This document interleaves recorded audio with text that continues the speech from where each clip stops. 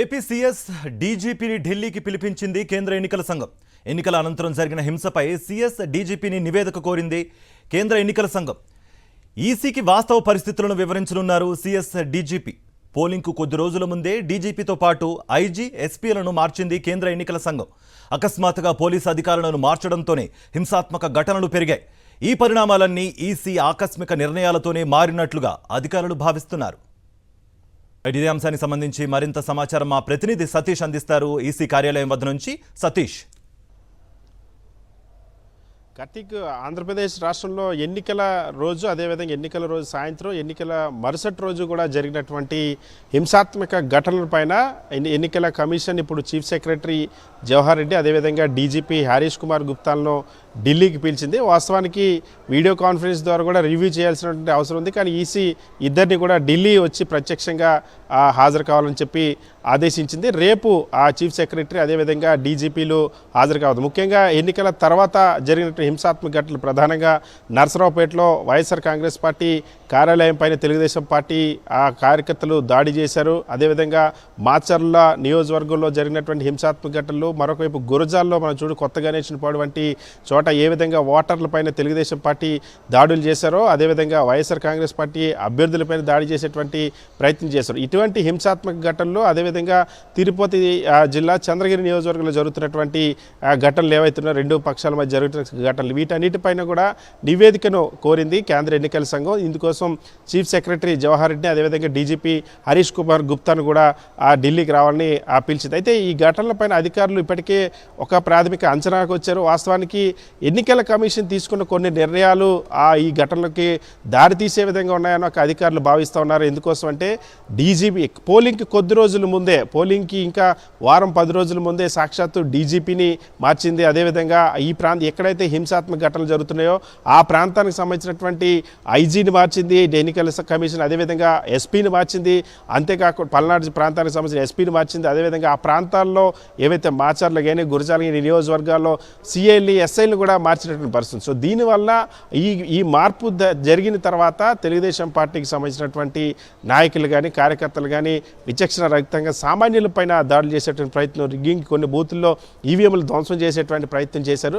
So ఈ ఘటనలు అన్నిటిపైన సంబంధించి కూడా నివేదిక ఇవ్వనున్నారు. సో ఎన్నికల కమిషన్ సిఈసి రేపు చీఫ్ సెక్రటరీ జవహర్ రెడ్డిని, అదేవిధంగా డీజీపీ హరీష్ కుమార్ గుప్తాని నివేదిక అడిగింది. సో ఎన్నికల కమిషన్ తీసుకున్న నిర్ణయాల వల్ల ఎన్నికల కమిషన్ నియమించిన అధికారులు ఎక్కడైతే నియమించిందో మార్చిందో మరి చూస్తే జరిగినటువంటి ఘటనలన్నీ కూడా ఎక్కడైతే ఎన్నికల కమిషన్ అటు తెలుగుదేశం పార్టీ, బీజేపీ ఇచ్చినటువంటి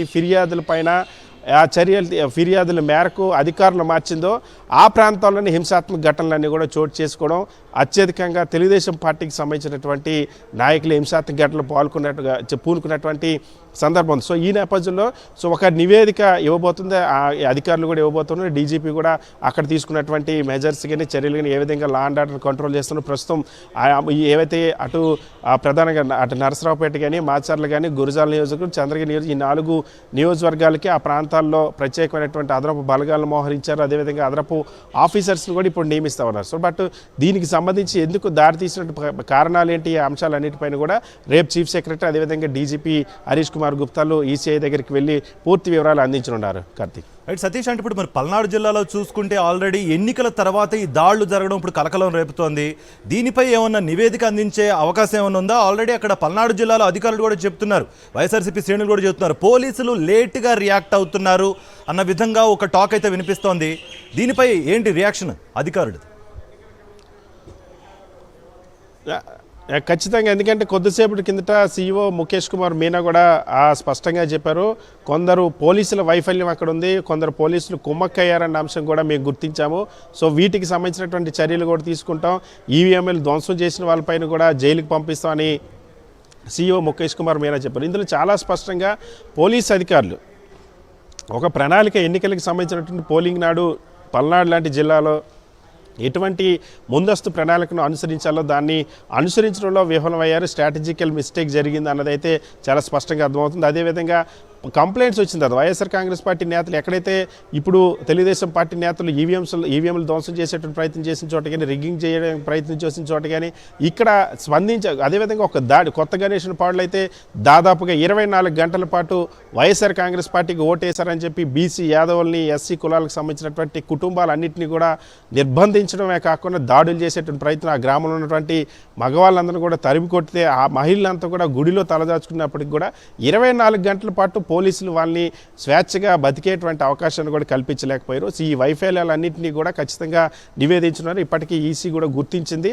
సో ఎక్కడైతే అధికారులు మార్పులు చేసిందో ఎన్నికల కమిషన్ తెలుగుదేశం పార్టీ ఫిర్యాదుల మేరకు బీజేపీ ఇచ్చిన ఫిర్యాదుల మేరకు పోలీసులను ఎక్కడైతే మార్చిందో అక్కడే హింసాత్మక ఘటనలు చేసుకునే అక్కడ తెలుగుదేశం పార్టీకి సంబంధించినటువంటి నాయకులే హింసకు ప్రేరేపించడం కానీ హింసాత్మక ఘటనలకు పాల్పడడం జరిగిన పరిస్థితుంది. సో ఈ నేపథ్యం ఈ వాస్తవాలన్నింటినీ కూడా ఈసీ కూడా ఇప్పుడు ఆ సిఈసికి నివేదిక రూపంలో కూడా డీజీపీ సిఎస్లు అందించనున్నారు. Karthik. Right Satish, thank you for the updates.